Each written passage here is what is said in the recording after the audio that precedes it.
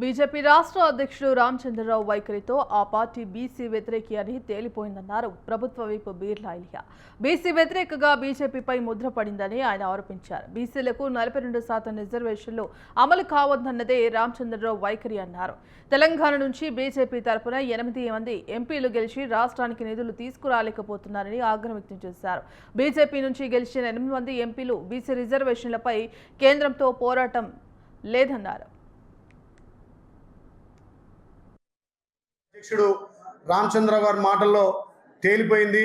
BC వ్యతిరేకులుగా ఇప్పటికే ముద్దపడ్డరు. మళ్ళొక్కసారి రామచంద్రరావు గారి మాటల ద్వారా బీసీలకు రిజర్వేషన్లు అందొద్దు, బీసీలకు రిజర్వేషన్ 42% అయితే కాంగ్రెస్ పార్టీకే బీసీలంతా మొగ్గు చూపుతారని చెప్పి ముసలి కన్నీరు గారుస్తున్నటువంటి రామచంద్రరావు, నీ వ్యాఖ్యలను ఖండిస్తున్నాం.